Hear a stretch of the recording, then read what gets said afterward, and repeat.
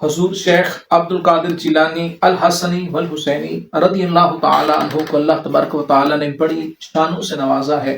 بڑے آپ کے چاہنے والے تھے، آپ سے محبت کرنے والوں کی تعداد بہت زیادہ تھی۔ ایک بڑا ہی خوبصورت واقعہ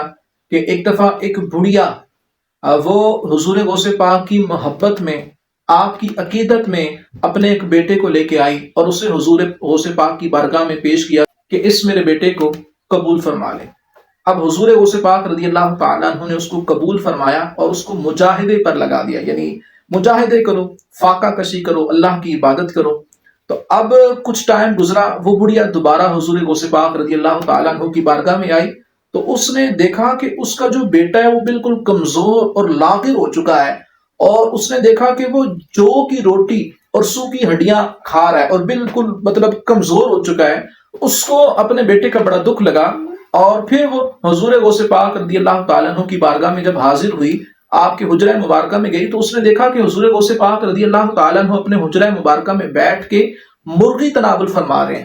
تو اس کو اور زیادہ دکھ ہوا اور حیرانگی ہوئی کہ اس شیخ کے پاس میں اپنے بیٹے کو چھوڑ کے گئی اور یہ شیخ خود تو مرغی کھا رہا ہے اور میرے بیٹے کو بوسیدہ ہڈیاں کھانے پہ مجبور کیا ہوا ہے، اس کو بوسیدہ ہڈیاں کھلائی جا رہی ہیں۔ تو اس نے یہی بات حضور غوث پاک رضی اللہ تعالیٰ عنہ کی بارگاہ میں کہہ دی۔ حضور غوث پاک رضی اللہ تعالیٰ عنہ نے جو مرغی تناول کی، اس مرغی کی ہڈیاں حضور غوث پاک کے سامنے رکھی ہوئی تھی، آپ نے ان ہڈیوں پہ اپنا دست اقدس رکھا اور ان ہڈیوں سے کہا قومی باذن اللہ الذی یحیی العظام وہی رمیم۔ حضور غوث پاک رضی اللہ تعالیٰ عنہ نے اس مرغی سے کہا کہ اللہ کے حکم سے اٹھ کے کھڑی ہو جا، وہ خدا، وہ اللہ کے جو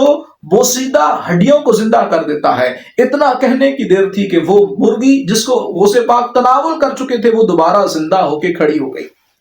اب حضور غوث پاک رضی اللہ تعالیٰ عنہ کی یہ شان جب اس بڑھیا نے دیکھی تو بڑی متعجب ہوئی۔ حضور غوث پاک رضی اللہ تعالیٰ عنہ نے فرمایا کہ جب تیرا بیٹا مجاہدے کر کر کے اس مقام، اس مرتبے کو پہنچ جائے گا تو پھر جو اس کے جی میں آئے وہ کھائے، لیکن ابھی مجاہدے کرنے کا وقت ہے۔ ویسے جو حضور غوث پاک رضی اللہ تعالیٰ عنہ کو مقام، جو مرتبہ ملا تھا، تو ظاہر سی بات ہے ایسا تو نہیں کہ ایک دم مقام اور ایک دم مرتبہ مل گیا، نہیں، اس کے پیچھے بڑی عبادتیں تھیں، بڑے ان کی مشکل مرحلات تھے، جنگلوں میں سفر کیا، کھانے کو کچھ نہیں تھا، بڑے بڑے مشکل آپ نے مراحل طے کیے، تب جا کے آپ کو مقام مرتبہ ملا۔ آپ رضی اللہ تعالیٰ عنہ ارشاد فرماتے ہیں کہ میرے ہاتھ پر 500 سے زائد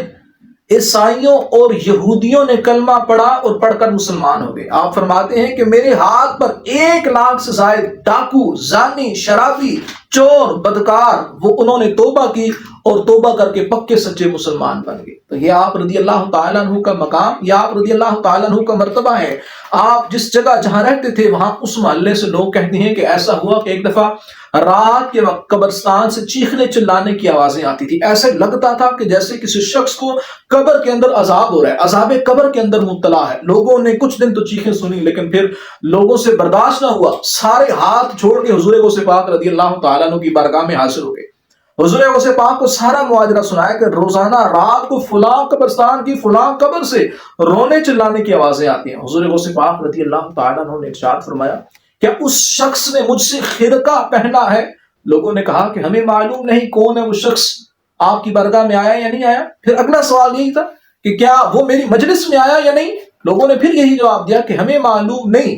تو پھر حضور غوث پاک رضی اللہ تعالیٰ عنہ نے جب دیکھا کہ کسی کو کچھ معلوم نہیں تو پھر حضور غوث پاک رضی اللہ تعالیٰ عنہ نے نگاہیں بند کی، سر کو جھکایا اور مراقبے کی کیفیت میں چلے گئے۔ اب کچھ دیر کے بعد مراقبے سے سر اٹھایا، آنکھیں کھولی، چہرے پہ جلال کی کیفیت ہے، اور اپنے مریدوں سے کہنے لگے کہ سن لو، وہ جو شخص اس قبر میں دفن ہے، اب یہ بھی فرشتے میرے پاس آئے اور مجھے بتا کے گئے کہ وہ شخص مجھ سے محبت کرنے والا تھا، میری تعظیم، میری محبت اس کے دل میں تھی، اللہ تعالیٰ نے میری محبت کے صدقے میں اس شخص کی بخشش اور مغفرت فرما دی۔ لہٰذا حضور غوث پاک تو وہ شخصیت ہے کہ جن کی محبت بھی جس دل میں ہو اللہ تعالیٰ اس شخص کی بھی بخشش فرما دیتا ہے۔ اب حضور غوث پاک رضی اللہ تعالیٰ عنہ فرماتے ہیں کہ میں ایک دفعہ صحرا میں نکلا اور مجھے اس صحرا میں پانی نہیں مل رہا تھا، بڑی سخت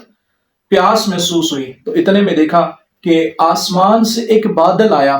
اور اس بادل نے میرے اوپر سایہ کیا، اور اس بادل میں سے ایک